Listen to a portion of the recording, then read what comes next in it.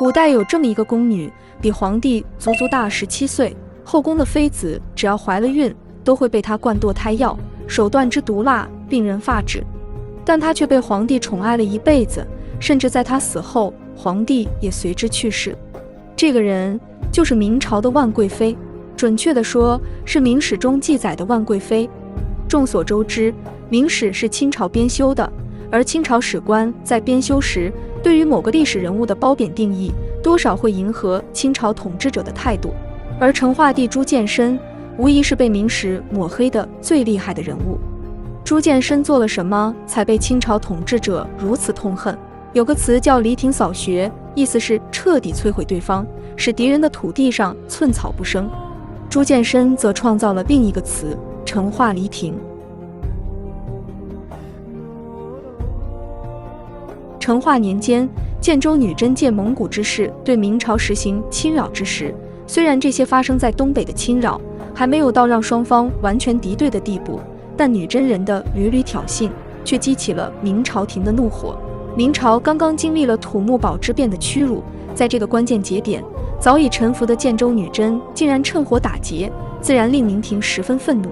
同时，明朝向周边各族暴露出来的软弱之势，让明朝统治者恼火之余，也十分警惕，因为明朝漫长的边界线内，生活的绝不仅仅只有女真人。如果明朝对于女真人反叛的行径无能为力，势必暴露明朝外强中干的本质，其他早已蠢蠢欲动的各族必然蜂拥而起，明朝势必陷入边界烽烟四起的严峻形势。因此，为了惩罚女真人的反叛，也为了向边地各族展示杀意儆百、以儆效尤的态度，稳定东北动荡局势，明朝决定彻底解决女真人的叛乱。然而，正所谓不教而诛是为虐，成化帝在一开始没有彻底灭杀建州女真的打算。然而，据史料记载，建州女真首领董山在听取明朝宣谕后，反而愈发嚣张，这直接激怒了明朝廷。此后，明朝便联合朝鲜兵分三路，对建州女真展开了一场声势浩大的绞杀战争。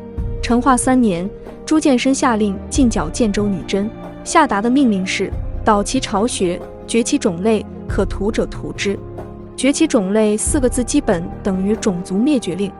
可灭绝女真岂是这么容易的？历史上真干成种族灭绝的，也只有杀光印第安人的美国人而已。成化3年的战争打退了女真，却没有彻底打灭女真。成化15年，逐渐恢复实力的建州女真与明朝的旧怨又一次爆发。建州女真联合海西女真屡次骚扰明朝边地，再次让边地民族对大明王朝的敬畏之心逐渐消失。大明朝廷决定一劳永逸，再次上演了一场声势巨大的绞杀运动。这次围剿战争让女真损失惨重，不仅失去了多位杰出的首领，整个部落联盟开始彻底瓦解，甚至倒退至元末明初的分裂无序状态。在此后100多年的时间里，建州女真各部间分裂斗争愈发激烈，甚至都走向了行将就木的消亡状态。明朝统治者对于女真族这当头一棒，为明朝边地百姓换来了100多年较为平稳幸福的生活，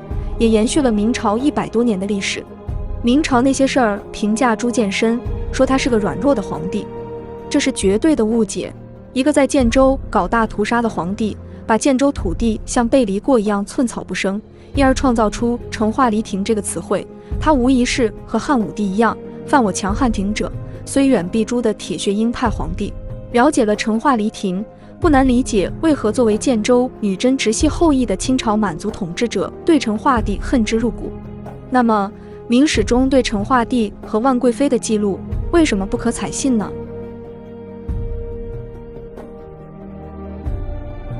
如果我们仔细阅读史料，就会发现很多有趣的事实。历史上明宪宗生有14个儿子，6个女儿。很显然，明宪宗的子嗣很多，这与万贵妃谋害诸多皇嗣的明史记载相矛盾。成化5年，百贤妃生了个儿子，起名朱佑吉。如果万贵妃真的毒害后妃，恐怕这个儿子也是生不出来的，并且他在成化7年被立为太子。后来的明孝宗朱佑樘生于成化6年。按道理，如果万贵妃要毒害皇子，当时的首选目标应该是身为太子的朱佑吉，并非是朱佑樘。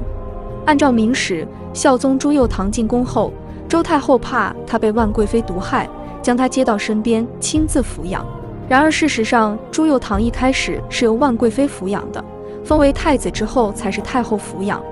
当时有位重臣上了道奏章，里面提到重以贵妃殿下恭亲抚育，保护之情，恩爱之后，予以己出。虽然有吹捧的成分，但不管万贵妃和朱佑樘关系如何，万贵妃至少没有毒害后妃和皇子。如果真的有毒害后宫妃子和皇子的事迹，谁敢把皇帝的独苗交给他？明宪宗实录里列举了万贵妃几大罪：专宠、奢侈、所用器物僭越了她的级别，提携她娘家人，勾结外臣，企图干涉朝政。但是并没有逼有孕的妃嫔打胎、毒害皇嗣、害死继室这几条。明宪宗实录是在孝宗朝修撰完成的，并且周太后可是一直健在。如果真的发生毒害后妃和皇子，周太后能坐视不理？朱佑樘身份公开是成化11年的事情，同年继室去世，再次有传言是万贵妃毒害继室。在朱佑樘登基称帝后，就有大臣要求朱佑樘清算万贵妃和他的家属，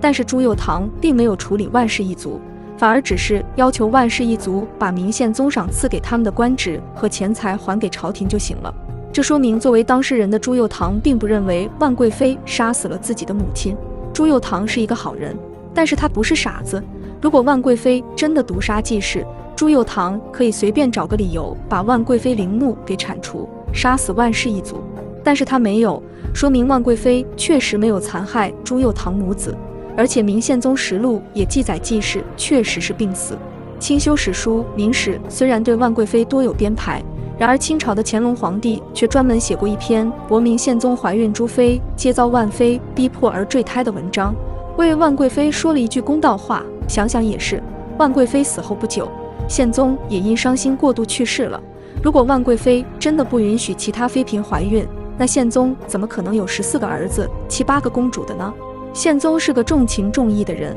他与万贵妃之间早已不能用爱来解释。明朝土木堡之变变得不仅是大明的国运，也彻底改变了朱见深的命运。他的皇叔朱祁钰登基后想永久占有皇位，废掉了朱见深的太子之位，立他自己的儿子朱见济为太子。宫人们惯会见风使舵，朱见深一下子成了无人问津的废太子。如果不是万贞儿的庇护，他或许已成为史书中无足轻重的一个名字，早夭在了皇宫深处。成为皇帝后，周太后曾问朱见深为什么喜欢这个又老又丑的女人，他是这样回答的：彼使无安之，不在貌也。一个安字说明了一切，皇帝的庙号基本能客观公正地反映一个皇帝的情况，一个昏庸软弱的人是当不起宪字的。宪字用在皇帝身上有2个意思：博闻多能曰宪，忠心之主曰宪，这是个挺高的评价了。明宪宗朱见深从他爹朱祁镇手中接过一个烂摊子，虽然没有彻底革除弊病，也还是让大明王朝从亡国边缘走出来，力挽狂澜，延续了100年国祚，确实是被史书低估了。